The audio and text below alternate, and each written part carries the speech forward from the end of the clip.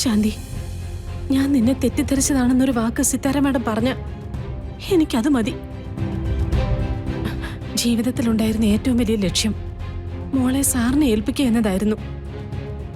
ഇതുകൂടി ഒന്ന് പൂർത്തിയാക്കിയാല് ഞാൻ ഈ ജന്മത്തിൽ എന്തെങ്കിലും ചെയ്തതുപോലെയാകും. ഗാഥാമാടം മുമ്പ് പൂജയ്ക്കൊക്കെ നിന്ന് വേഷമില്ലേ മുത്തശ്ശി? ആ വേഷത്തിൽ തന്നെയാ ഇന്ന് വരച്ചേ.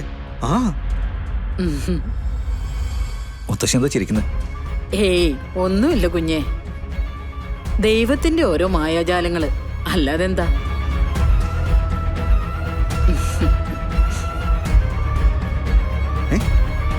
അതെന്താ സാറേ മുത്തശ്ശി പറഞ്ഞേ? തനിക്ക് മനസ്സിലായോ? ഇല്ല സാറേ. എന്നാ എനിക്കും പിടുത്തം കിട്ടിയില്ല.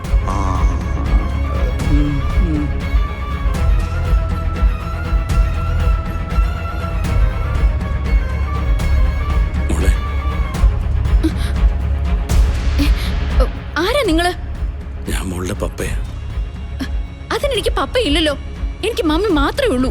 മോളങ്ങനെ പറയരുത്. നീ പപ്പയുടെ മോളാണ്. പപ്പ മോളെ എത്ര ആത്മാർത്ഥമായി സ്നേഹിക്കുന്നുണ്ടെന്നറിയോ? എന്റെ മമ്മി നിങ്ങളെ സിൻസിയർ ആയിട്ട് സ്നേഹിച്ചതല്ലേ, എന്നിട്ട് നിങ്ങൾ എന്റെ മമ്മിയെ ചതിച്ചില്ലേ? എന്റെ മമ്മിയെ ചതിച്ചൊരാളെ എനിക്ക് കാണണ്ട. പോ, എന്റെ കൺമുന്നിൽ നിന്ന് പോവാനാ പറഞ്ഞേ. മോളെ പോ, കടന്നു പോവാൻ പറഞ്ഞില്ലേ? പോ, എന്റെ മുന്നിൽ നിന്ന് പോ, കടന്നു പോ. പോ, എന്റെ മുന്നിൽ നിന്ന് പോവാനല്ലേ പറഞ്ഞേ? പോവാൻ. ഗാഥ, എന്തു പറ്റി മോളെ? മമ്മി, എന്താ മോളെ? അത് അയ്യോ, അതൊരു സ്വപ്ന മമ്മി. എന്ത് സ്വപ്നം? അയാള് എന്റെ പപ്പ എന്ന് പറയുന്ന മനുഷ്യനില്ലേ, അയാൾ എന്റെ അടുത്ത് വന്നിട്ട് മോളാന്ന് പറഞ്ഞു വിളിച്ചതുപോലെ എനിക്ക് തോന്നി. ഒരു സ്വപ്നത്തിലായ പോലും എനിക്ക് അയാളെ കാണണ്ട. അതുകൊണ്ടാണ് ഞാൻ അയാളെ ആട്ടി ഓടിച്ചത്. മോള് പേടിക്കണ്ട, അയാള് മമ്മിയെയും മോളെയും തിരക്കി ഒരിക്കലും വരില്ല. അതിനുള്ള ധൈര്യം അയാൾക്കില്ല. ഹാ, അഥവാ ഇനി അയാൾ മമ്മിയുടെ മുന്നിലേക്ക് വന്നാ മമ്മിനി ഒന്നും പറയണ്ട. അയാളോട് പറയേണ്ടത് എന്താണെന്ന് എനിക്കറിയാം മമ്മി. എന്റെ മമ്മിയെ വേദനിപ്പിച്ച അയാളെ ഞാൻ വെറുതെ വിടില്ല. എനിക്ക് എന്റെ മമ്മിയേ ഉള്ളൂ, എന്റെ മമ്മി മാത്രം മതി എനിക്ക്. മോളെ,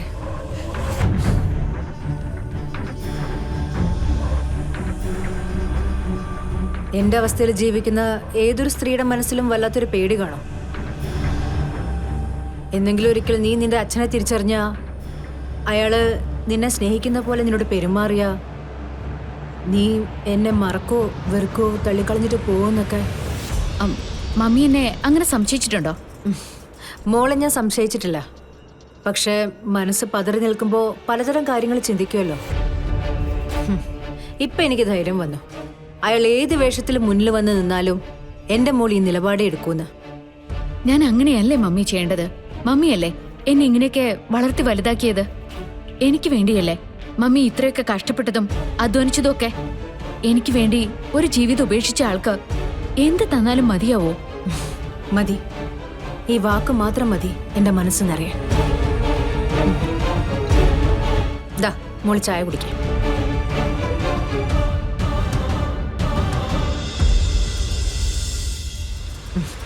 ഈ ചിന്ത മനസ്സിൽ ഇനി അധികം വേണ്ട കേട്ടോ. ഈ സ്വപ്നം കാണലുമൊക്കെ അതൊന്നും വേണ്ട.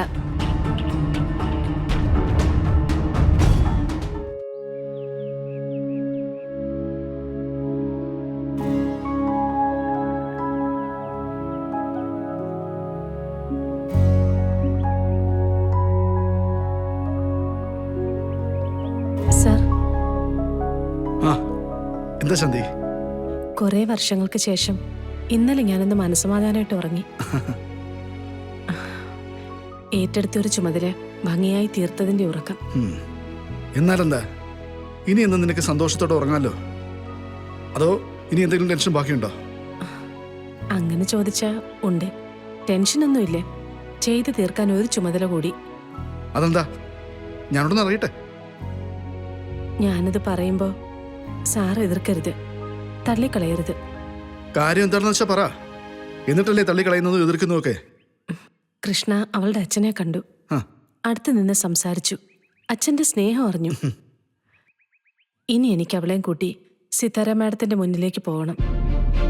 അവള് സിത്താര മാഡത്തിന്റെ മകളാണെന്ന് പറയണം. അത് നടക്കില്ല, നടക്കില്ല. അങ്ങനൊരു കാര്യത്തെക്കുറിച്ച് നീ ചിന്തിക്കണ്ട. അന്ന് എന്നെ ചതിച്ചോളാ സിത്താര. എന്നെ ചതിച്ചെന്ന് പറഞ്ഞാ എന്റെ മകളെ കൂടി ചതിച്ചതുപോലെ. ഇല്ലില്ല, പറ്റില്ല ശാന്തി. അവള് സിത്താരയുടെ അടുത്തേക്ക് പോവില്ല. സ്വന്തം പെറ്റമ്മയെ കാണാൻ കൃഷ്ണയ്ക്ക് അവകാശമില്ലേ? അവളുടെ ഉള്ളിൽ അങ്ങനെ ഒരു ആഗ്രഹം ഉണ്ടാവില്ലെന്ന് സാറിന് പറയാൻ പറ്റുമോ? സാറേ, ഇത്രയും കാലം അവളുടെ മനസ്സിലുള്ള ആഗ്രഹങ്ങൾ പറയാതെ തന്നെ അറിഞ്ഞിരുന്ന അമ്മയാ ഞാൻ. എനിക്കറിയാം, എല്ലാ സത്യങ്ങളും അറിഞ്ഞപ്പോ അവളുടെ ഉള്ളത് ആഗ്രഹിക്കുന്നുണ്ടാവും. ശാന്തി, നിനക്കെന്താ പറഞ്ഞാ മനസ്സിലാവാത്തെ? എന്നോട് പക തീർക്കാൻ കാത്തിരിക്കുന്ന ഒരുത്തിയ സിത്താര. കൺമുമ്പിൽ ചെന്ന് നിന്ന് കൈകൂപ്പി യാചിച്ച് പറയാനുള്ളതെല്ലാം പറഞ്ഞതാ ഞാൻ. എന്നിട്ട് ഒരു മാറ്റം വന്നില്ല. പേരിനൊപ്പം ശ്രീനിവാസൻ എന്ന് ചുമന്ന് നടക്കുന്നുണ്ടെങ്കിലും അവൾ നിന്റെ ഭാര്യയല്ല. അവക്ക് മറ്റൊരു പുരുഷനുണ്ടായിരുന്നു.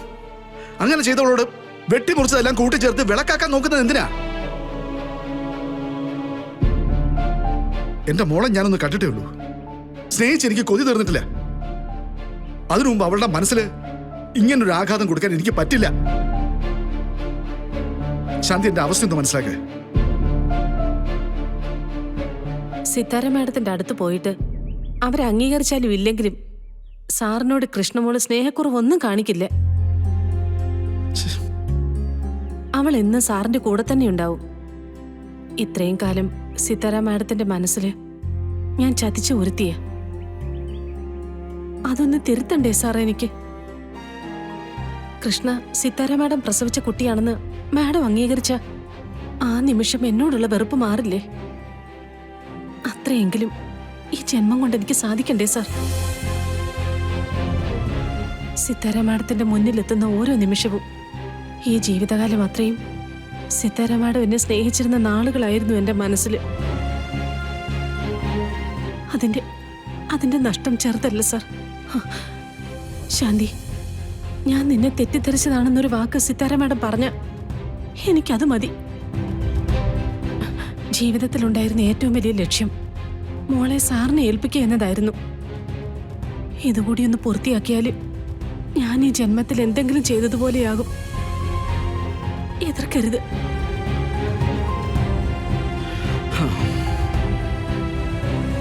ശരി, എനിക്ക് വേണ്ടി ഒരു ജീവിതം തന്നെ ഓമിച്ച നിന്നോട് ഒരു നോ പറയാൻ എന്നെ കൊണ്ട് പറ്റില്ല.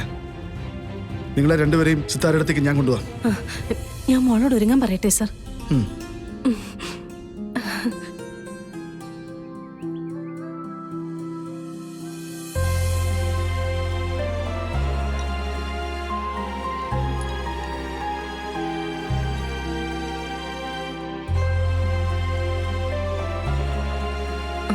മോളെ, നീ പെട്ടെന്നൊന്ന് ഒരുങ്ങിക്കേ. എന്തിനാ? അതൊക്കെ പറയാം. ആദ്യം നീ നന്നായിട്ടൊന്ന് ഒരുങ്ങ്. അമ്പലത്തിൽ എങ്ങനെയും പോകുന്നുണ്ടോ? എന്തിനെങ്ങനെ ചോദ്യങ്ങളൊക്കെ ചോദിച്ചോണ്ടിരിക്കുന്നേ? നമുക്ക് രണ്ടുപേർക്കും കൂടി ഒരു സ്ഥലം വരെ പോവാനുണ്ട്. സാധാരണ എന്നോട് കൃത്യമായിട്ട് അമ്മ കാര്യങ്ങളൊക്കെ പറയാറുള്ളതാണല്ലോ. ഇതെന്തു പറ്റി? ഇന്നിപ്പോ പറയുന്നില്ല. ദേ, നന്നായിട്ട് ഒരുങ്ങണം, നല്ല ചന്തമായിട്ട്.